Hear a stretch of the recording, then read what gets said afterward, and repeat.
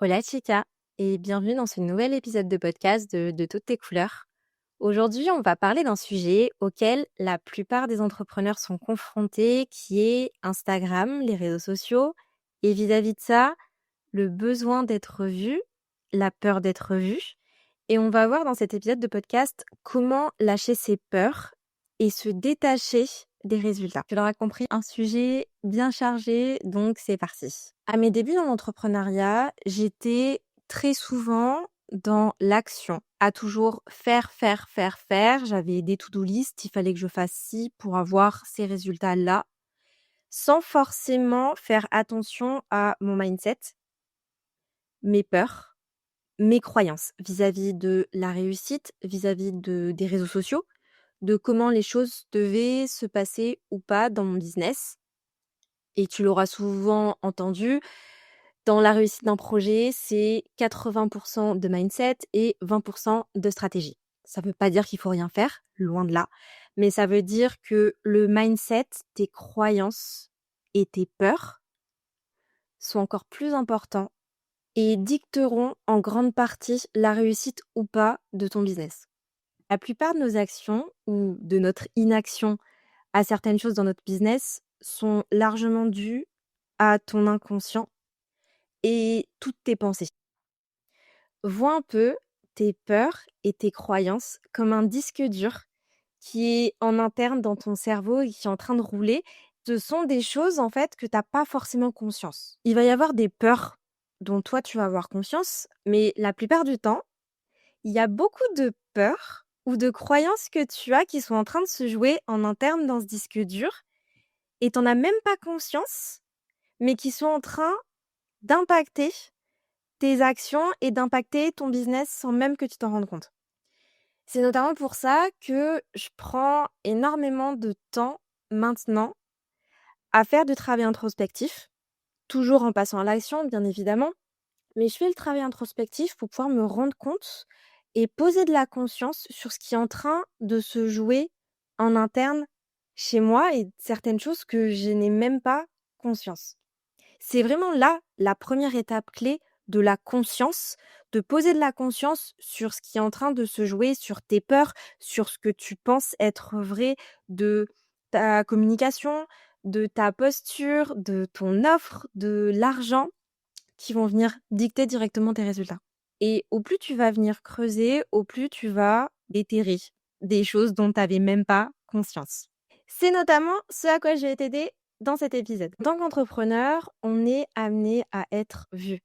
On s'expose sur les réseaux sociaux, sur Instagram, et utilise notamment Instagram comme un moyen de communiquer et de vendre pour trouver des clients et faire de l'argent.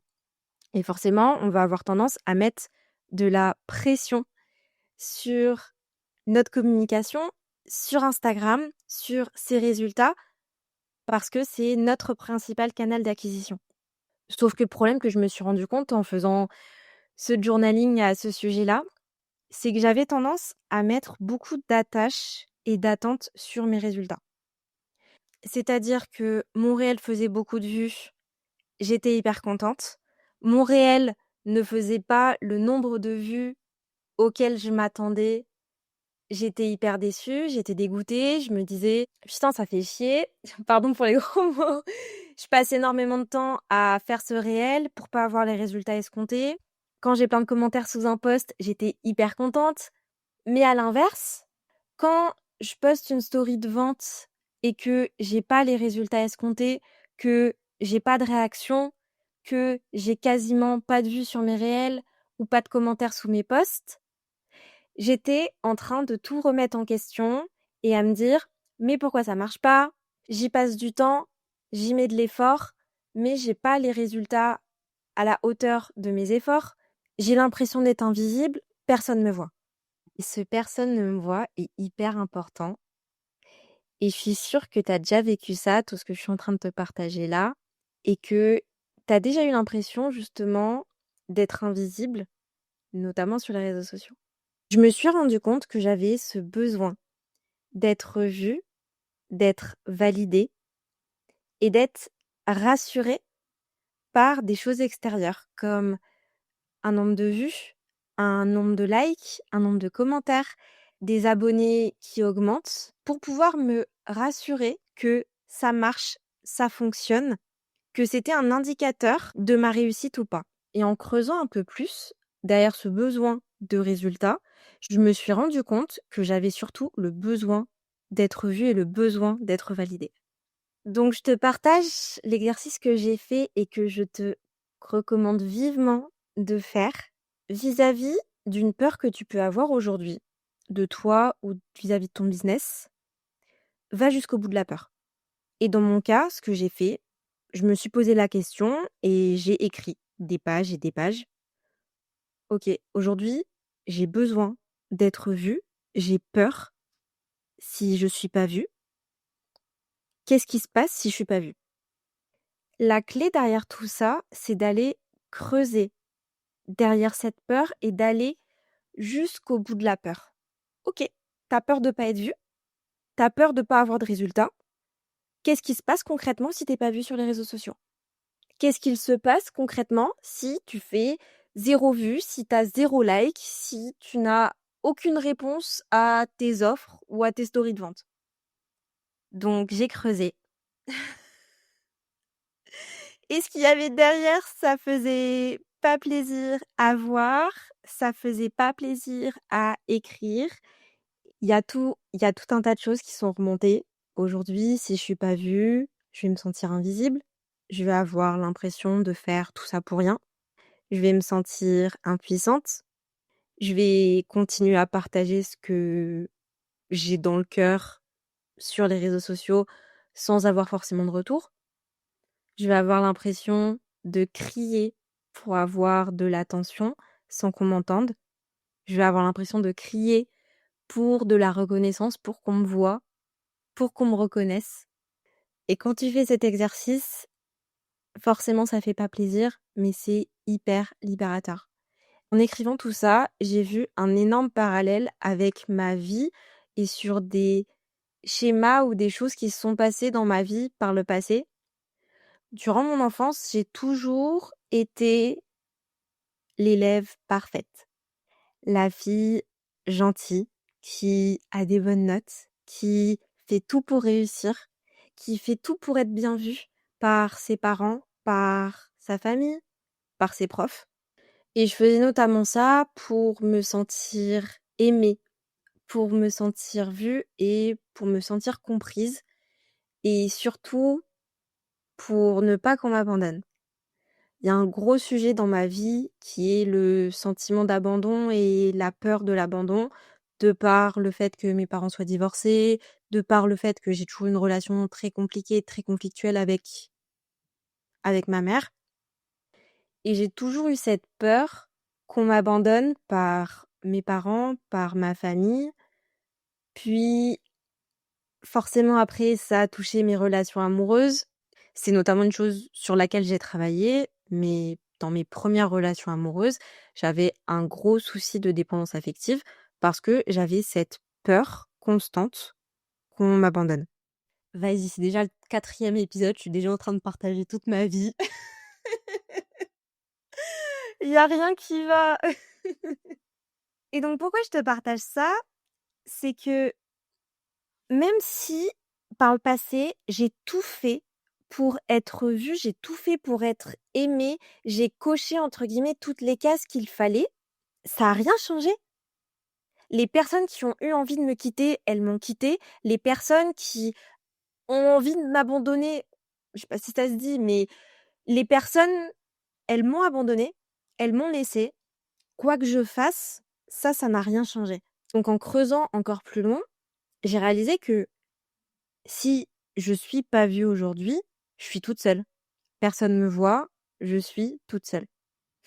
La solitude et le fait d'être seule est un gros sujet sur lequel j'ai travaillé en thérapie pendant plusieurs mois, voire années.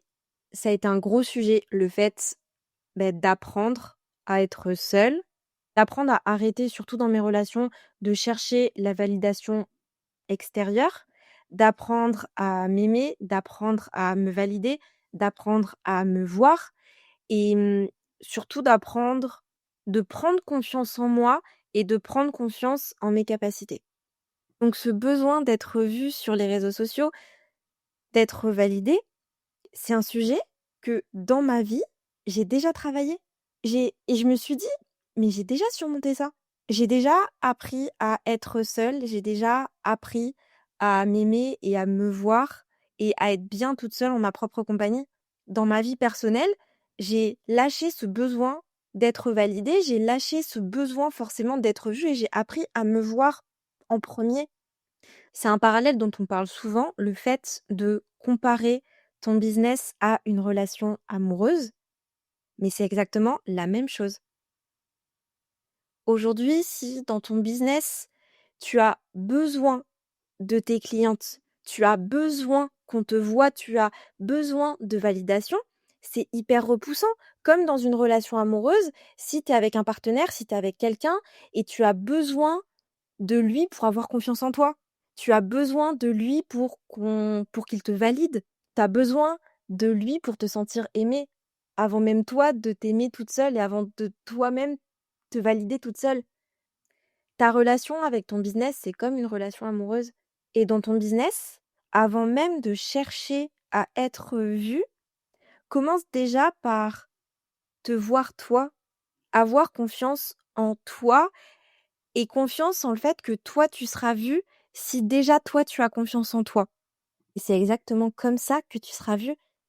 Dans ma vie perso, c'est exactement ce qui s'est passé en apprenant à être bien avec moi-même, à me voir et à m'aimer sans avoir besoin d'amour, sans avoir besoin justement qu'on me valide. C'est là que j'ai commencé à attirer des personnes dans ma vie. C'est pas l'inverse. C'est pas des personnes m'ont validé pour me valider. Des personnes m'ont aimé pour m'aimer. Non, j'ai commencé à m'aimer en premier. J'ai commencé à aimer ma propre compagnie et avoir confiance en moi pour que quelqu'un puisse le faire à son tour. Et avec tes clients, dans ton business, c'est exactement la même chose. Aujourd'hui, tes résultats sont un miroir de ce qu'il se passe à l'intérieur de toi. Donc si aujourd'hui tu as l'impression de ne pas être vu sur les réseaux sociaux, forcément tu ne seras pas vu. N'attends pas d'avoir les résultats pour te sentir confiante, pour te sentir sereine et pour te sentir vue. C'est d'abord toi qui dois y aller en premier, avant même d'avoir les résultats. C'est en faisant cet exercice que j'ai réussi à déconstruire ces peurs-là et ce besoin justement d'être vue et la peur de ne pas être vue dans mon business. C'est en allant jusqu'au bout de cette peur et quand tu vas au bout de cette peur, tu te rends compte que elle n'a pas lieu d'être. J'aime bien imaginer les peurs comme des petites maisons hantées que tu as dans ta tête. Et au plus tu as peur d'elles, de ces maisons-là, au plus t'oses pas y entrer et au plus elles deviennent de plus en plus effrayantes. Mais une fois que tu te poses et que tu as le courage d'aller regarder ces peurs, d'aller creuser ces peurs et donc d'entrer dans chacune de ces maisons hantées, en fait, tu te rends compte que c'est juste une maison comme une autre et qu'elle a rien d'hanté, qu'elle a rien d'effrayant. Ce sont juste des histoires que tu t'es racontées. Je t'invite vraiment à aller faire ce travail-là de creuser les peurs que tu peux avoir. Tu vas voir, ça va être tellement libérateur. Et certes, je dis pas qu'aujourd'hui je suis complètement, comment on dit, imperméable. Imperméable aux résultats sur les réseaux sociaux. Il y a toujours l'ego qui est là et qui va être content forcément si je fais une vidéo à 50 000 vues. Mais j'ai beaucoup moins cette peur-là et ce besoin absolument d'être vue. Quand tu lâches ce besoin absolument d'être vue et la peur de ne pas être vue, mais qu'est-ce qui te reste? Tu commences par le faire pour toi en premier. Pas pour avoir X résultats, pas pour avoir tant de vues ou tant de likes.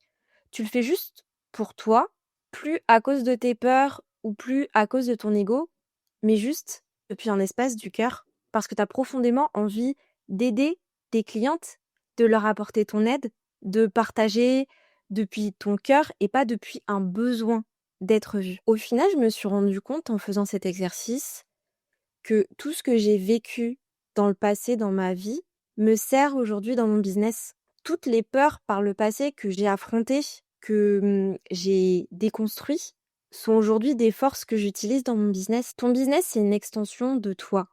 Donc forcément, les peurs et les insécurités que tu peux avoir dans ta vie perso, elles vont remonter dans ton business.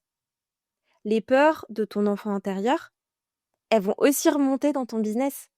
Tes insécurités vont remonter. Et il faut pas en avoir peur, il faut aller les voir. Il faut aller voir ces peurs, voir ces émotions que tu peux ressentir pour pouvoir justement les déconstruire.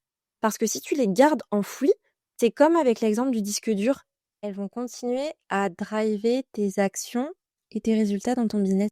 J'espère que cet épisode t'aura parlé. Encore une fois, j'ai déballé toute ma vie.